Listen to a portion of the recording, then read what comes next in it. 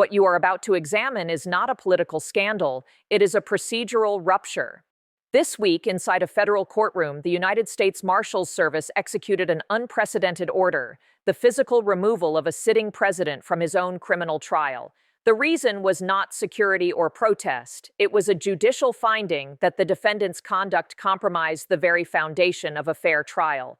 Before commentary obscures the facts, we must examine the court's record.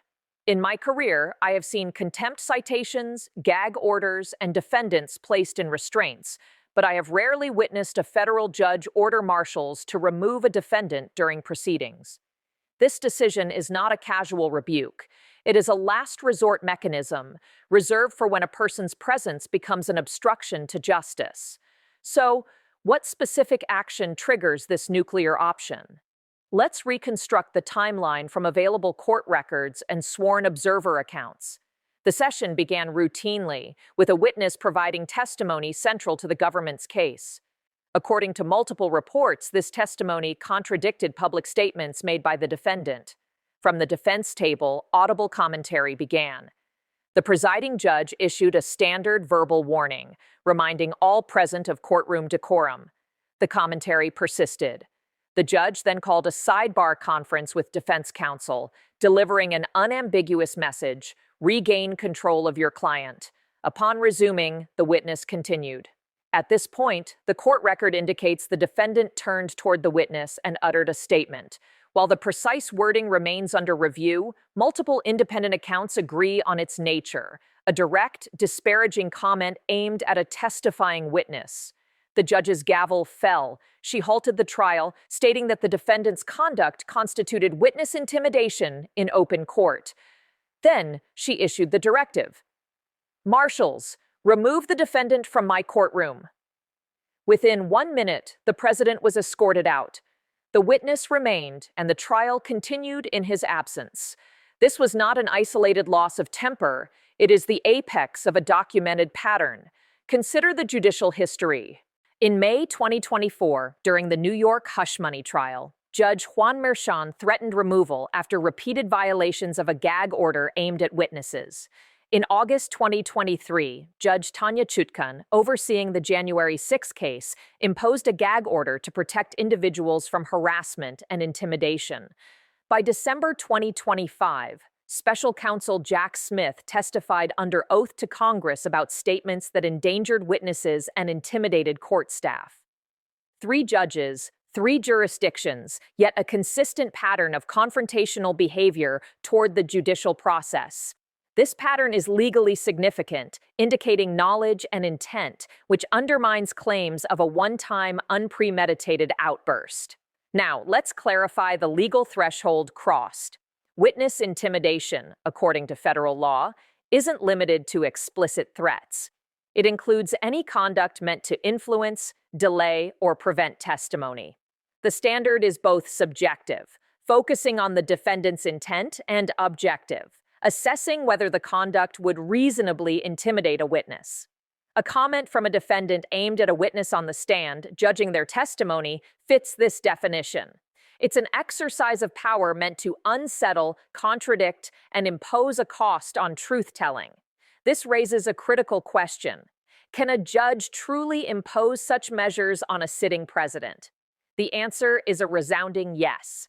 A federal courtroom is a sovereign space, and the judge's authority to maintain decorum and protect proceedings is absolute.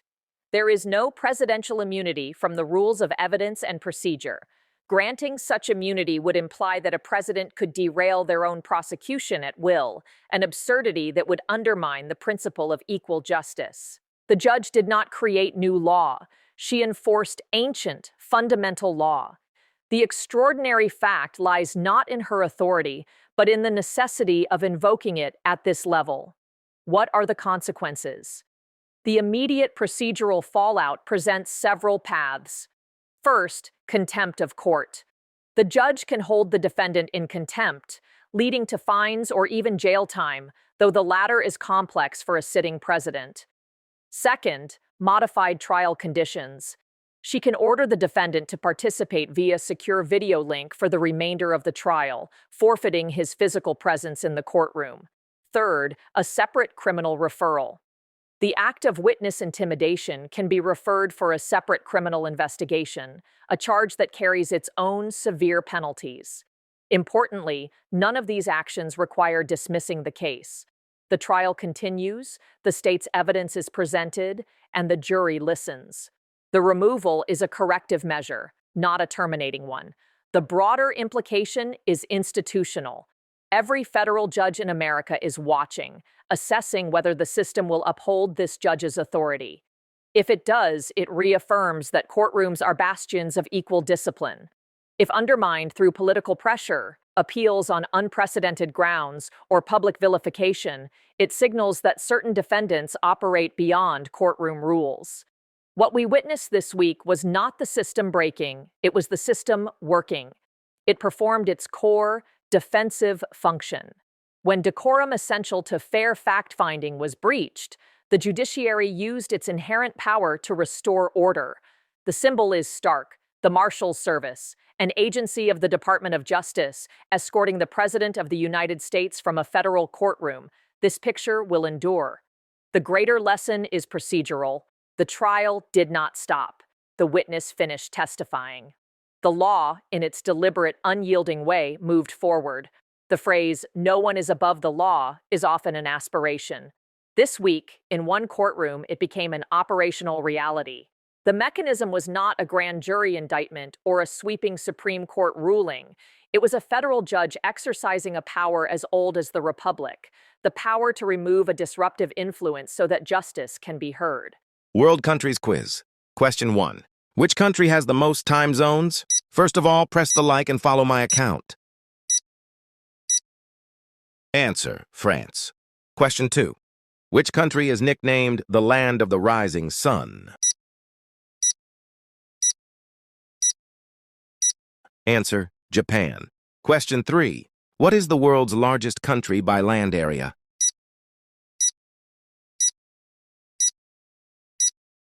Answer: Russia. Question 4. Which country has the Great Barrier Reef?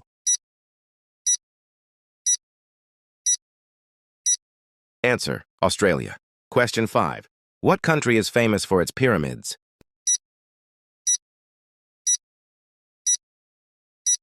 You are a legend if you correct this question. Question 6. Which country is home to the tallest mountain in the world?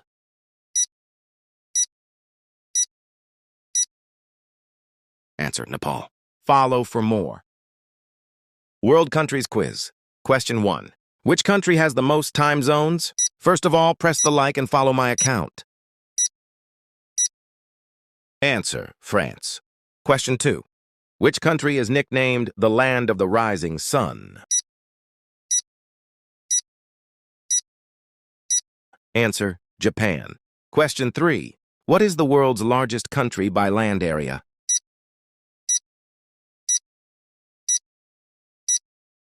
Answer: Russia.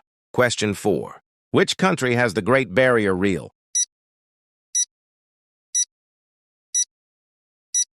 Answer: Australia.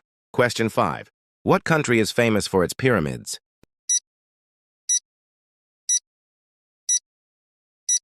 You are a legend if you correct this question. Question 6. Which country is home to the tallest mountain in the world?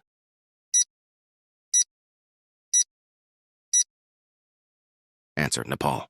Follow for more.